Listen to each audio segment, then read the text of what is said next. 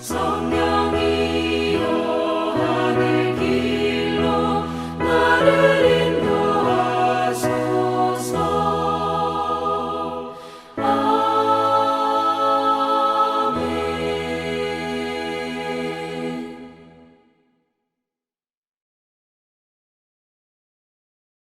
오늘 우리에게 주신 하나님의 말씀은 마태복음 26장 47절부터 56절의 말씀입니다. 신약성경 47쪽입니다. 마태복음 26장 47절부터 56절의 말씀을 드라마 바이블로 낭독합니다. 말씀하실 때 12 중에 하나인 유다가 왔는데 대제사장들과 백성의 장로들에게서 파송된 큰 무리가 칼과 몽치를 가지고 그와 함께 하였더라. 예수를 파는 자가 그들에게 군호를 짜 이르되 내가 입맞추는 자가 그이니 그를 잡으라. 곧 예수께 나와 랍비여, 안녕하시옵니까? 하고 입을 맞추니 친구여, 내가 무엇을 하려고 왔는지 행하라. 이에 그들이 나와 예수께 손을 대어 잡는지라. 예수와 함께 있던 자 중에 하나가 손을 펴 칼을 빼어 대제사장의 종을 쳐 그 귀를 떨어뜨리니 예수께서 이르시되 내 칼을 도로 칼집에 꽂으라. 칼을 가지는 자는 다 칼로 망하느니라. 너는 내가 내 아버지께 구하여 지금 12군단 더 되는 천사를 보내시게 할 수 없는 줄로 아느냐? 내가 만일 그렇게 하면 이런 일이 있으리라 한 성경이 어떻게 이루어지겠느냐? 그때 예수께서 무리에게 말씀하시되 너희가 강도를 잡는 것 같이 칼과 몽치를 가지고 나를 잡으러 나왔느냐? 내가 날마다 성전에 앉아 가르쳤으되 너희가 나를 잡지 아니하였도다. 그러나 이렇게 된 것은 다 선지자들의 글을 이루려 함이니라. 이에 제자들이 다 예수를 버리고 도망하니라. 평안히 주무셨습니까? 벌써 토요일입니다. 저는 새벽 기도를 일정하게 준비하다 보니까 일주일이 정말 빨리 지나가는 것을 느낍니다. 여러분은 어떠십니까? 빠르게 지나가는 시간 속에서도 주님을 놓치지 말고 꼭 붙잡는 우리 모두가 되기를 소망합니다. 아멘. 오늘 본문 말씀은 짧고 간결합니다.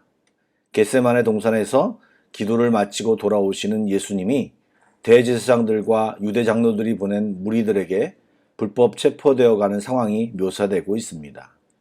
그런데 예수님 체포 사건이 묘사되는 이 내용에는 여러 가지 아이러니로 가득 차 있습니다.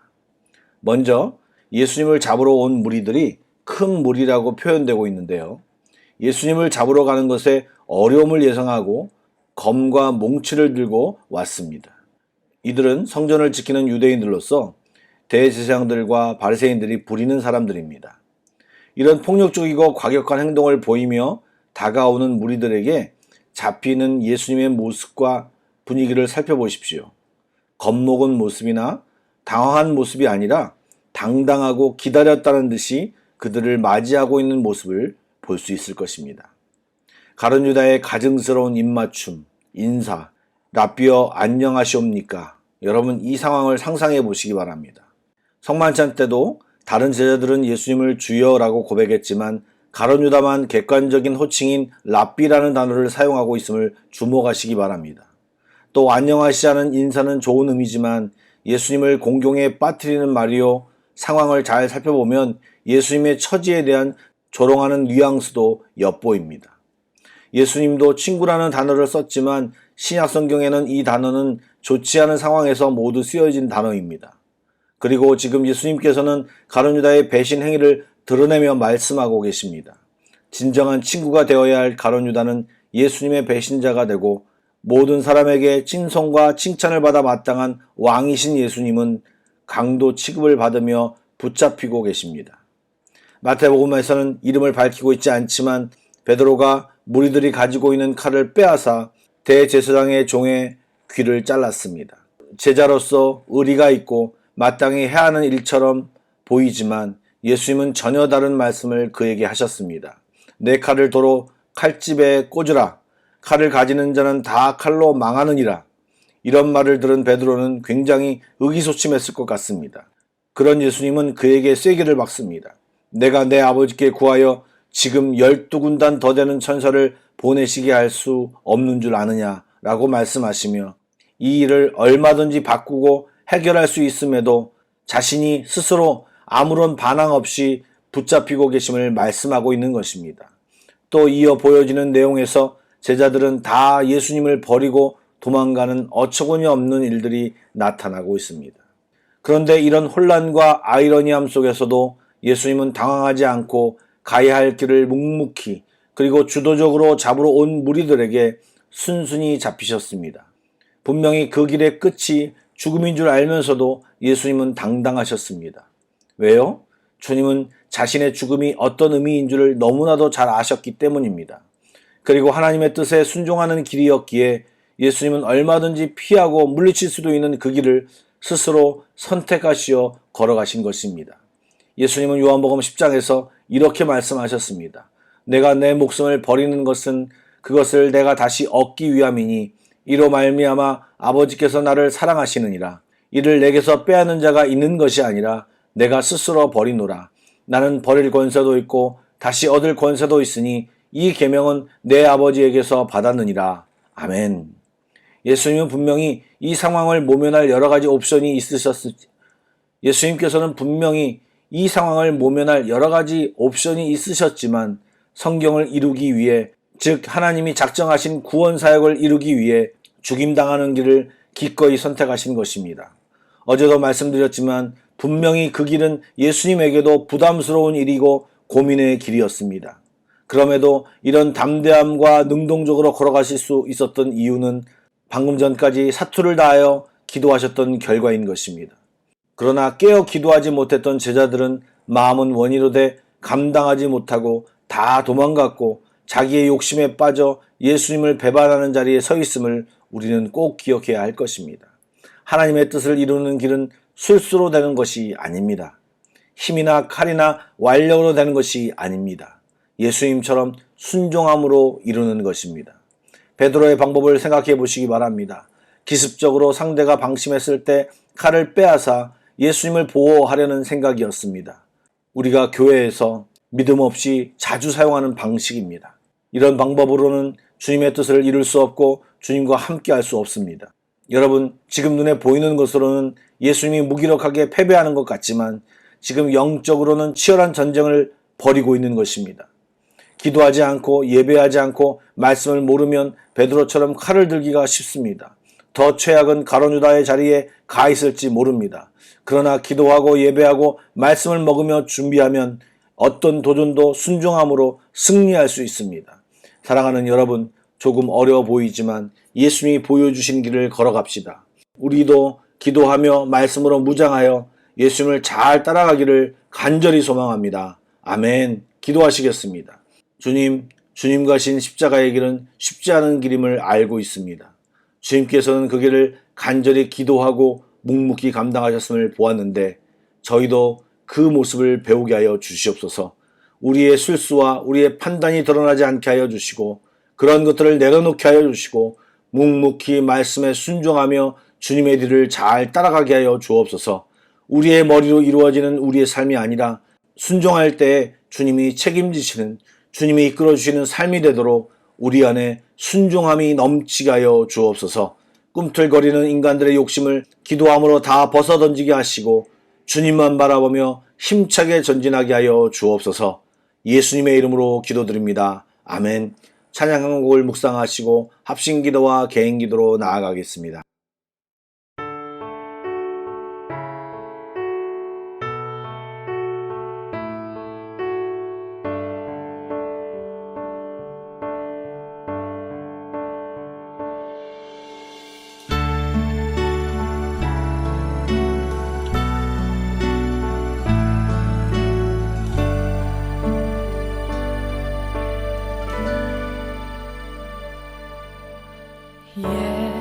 예수는 내 힘이요 나의 기쁨 내 참 소망 그 이름의 생명이 내 내 삶의 이유라. 내가 사나 죽으나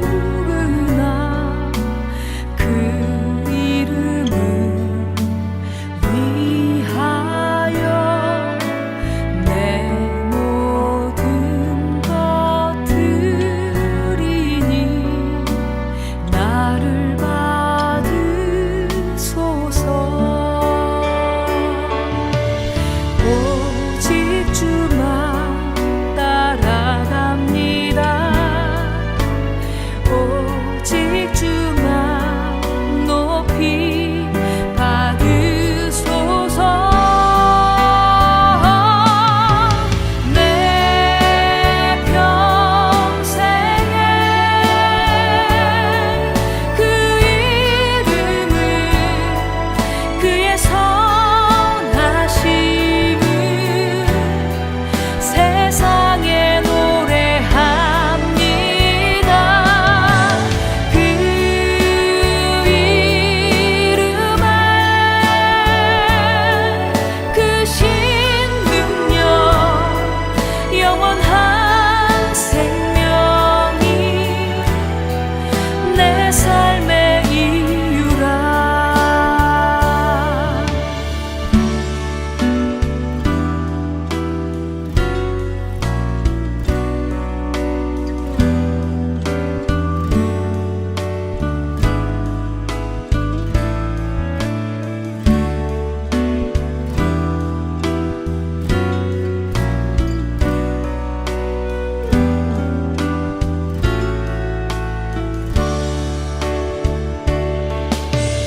오직 주만 따라갑니다. 오직 주만 높이 받으소서. 내 평생에 그 이름을 그의 선하심을 세상에 노래합니다. 그 이름에 그 신능력 영원한 생명이 내 삶의 이유라. 예수는 내 힘이요 나의 기쁨 내 참 소망. 그 이름의 생명이 내 삶의